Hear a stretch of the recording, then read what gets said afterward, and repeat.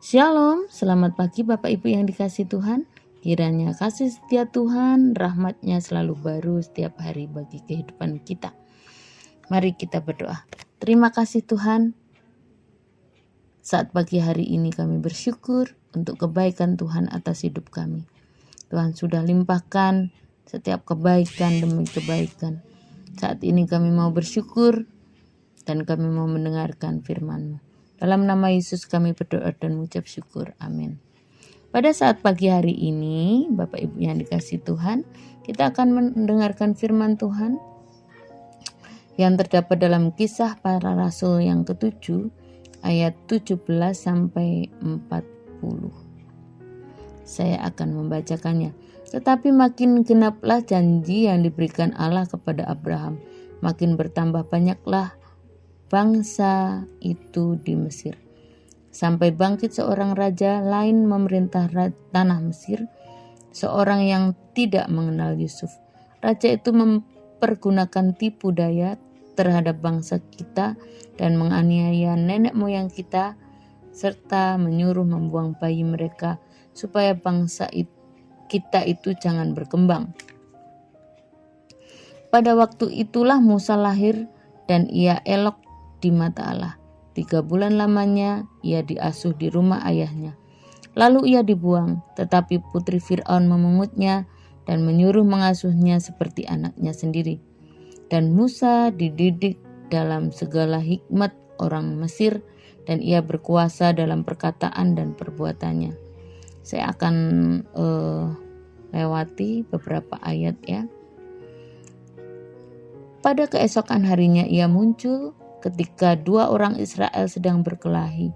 Lalu ia berusaha mendamaikan mereka, katanya, "Saudara-saudara, bukankah kamu itu bersaudara? Mengapa kamu saling menganiaya?" Tetapi orang yang berbuat salah kepada temannya itu menolak Musa dan berkata, "Siapa yang mengangkat engkau menjadi pemimpin dan hakim atas kami? Apakah engkau bermaksud membunuh aku?" Lalu akhirnya mendengar perkataan itu, larilah Musa dan hidup sebagai pendatang di tanah Median.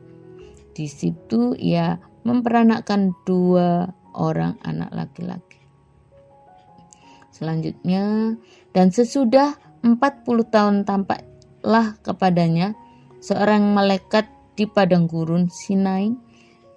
Di dalam nyala api dan keluar dari semak duri. Musa heran tentang penglihatan itu, dan ketika ia pergi ke situ untuk melihat dari dekat, datanglah suara Tuhan kepadanya. "Akulah Allah nenek moyangmu, Allah Abraham, Ishak dan Yakub." Maka gemetarlah Musa dan ia tidak berani lagi melihatnya. Lalu firman Tuhan kepadanya, "Tanggalkanlah kasutmu dari kakimu, sebab tempat di mana engkau berdiri itu adalah tanah yang kudus. Aku telah memperlihatkan dengan sungguh kesengsaraan umatku di tanah Mesir, dan aku telah mendengar keluh kesah mereka, dan aku telah turut untuk melepaskan mereka. Karena itu marilah engkau akan kuutus ke tanah Mesir." Bapak Ibu yang dikasihi Tuhan, saya akan beri judul firman Tuhan, renungan firman Tuhan kali ini yaitu perjalanan hidup. Perjalanan hidup yang tertulis di sini ini adalah sebenarnya pembelaan Stefanus. Bulan lalu atau beberapa bulan yang lalu saya sudah pernah membahas tentang ini sebenarnya, tapi dengan pembahasan yang berbeda. Bagaimana Stefanus diadili dan akhirnya dibunuh juga. Nah, ini Stefanus ternyata saat pembelaan, saat diadili dan dia mengadakan pembelaan itu, nah dia menceritakan tentang perjalanan hidup Musa. Ini ya, yang saya baca tadi kebanyakan perjalanan hidup Musa, tapi sebenarnya dia sedang menceritakan semua nenek moyangnya, nenek moyang Israel gitu ya. Tapi yang saya baca tadi kebanyakan tentang hidup Musa ya.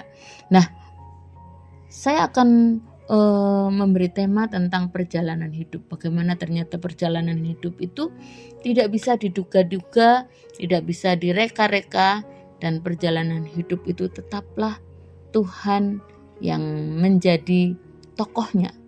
tokoh utama. Mau kemana arah hidup kita ini?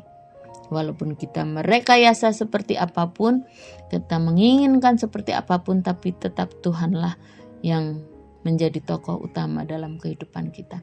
Bapak Ibu yang dikasihi Tuhan, kita lihat bahwa Musa ini 3 bulan pertama bersama dengan ayahnya, lalu sengaja dibuang dan diyakini akan dipungut oleh putri Fir'aun, begitu ya. Lalu diperlakukan oleh putri Fir'aun itu seperti anaknya sendiri. Dia dididik dalam segala hikmat orang Mesir. Dia berkuasa, dia berkata, dia berbuat itu layaknya seperti orang Mesir. Dia dididik ya. Jadi tegas, berkuasa, berkata-kata dengan lugas seperti itu ya, seperti seorang yang penguasa.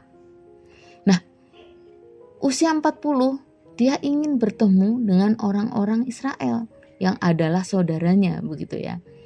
Dia menginginkan, wah, aku ini sebenarnya saudaraku ini adalah orang Israel, aku ingin menemuinya. Nah, Musa berharap saudara-saudaranya itu mengerti maksud Tuhan, bahwa dia hadir untuk menyelamatkan mereka dari orang-orang Mesir, dari kekuasaan orang Mesir, karena orang Israel waktu itu dijajah, tuh ya, waktu itu dijajah. Tapi justru yang dibantu itu tidak mengerti orang Israel itu. Contohnya saja, waktu dia pengen menemui keluarganya, pengen menemui saudara-saudaranya orang Israel, Musa berharap mereka itu paham maksud Tuhan dalam hidupnya. Waktu itu ada orang berkelahi, lalu ada yang dibantai, ada yang dianiaya. Dia bela orang Israel. Nah, malah Musanya malah yang dimusuhin begitu, yang dituduh yang tidak-tidak. Waktu ada perkelahian, lalu dihentikan, mereka marah. Musa dituduh, wah ini mau membunuh kita ini. Nah itu adalah salah satu contohnya bagaimana Musa itu ditolak. Musa dikatakan, wah ini orang ini pengen jadi pemimpin nih, sok-sokan ini, kita berkelahi dia yang heboh sendiri gitu. Padahal maksudnya Musa adalah ingin sebenarnya menyelamatkan saudara-saudaranya. Tapi bahkan saudara-saudaranya itu sendiri, orang Israel itu sendiri tidak tahu maksudnya.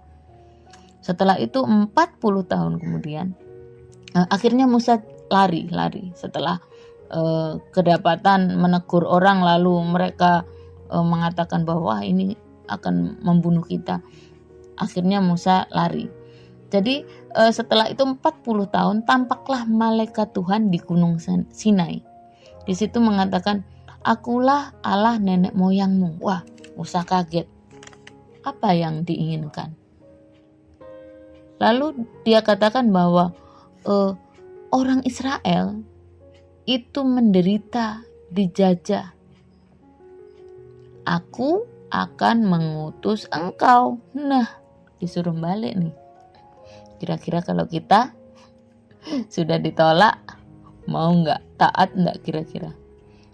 Kalau kita mungkin bilang, kemarin aja aku udah ditolak kok. Tapi kita lihat, Musa adalah orang yang pertama adalah taat. Dia mau mengikuti apa yang dikatakan Tuhan. Lalu dia membawa keluar orang Israel dengan tanda dan mujizat dari Tuhan.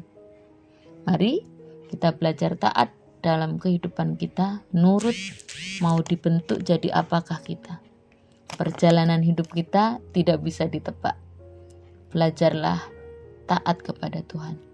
Yang kedua, Musa ini rendah hati.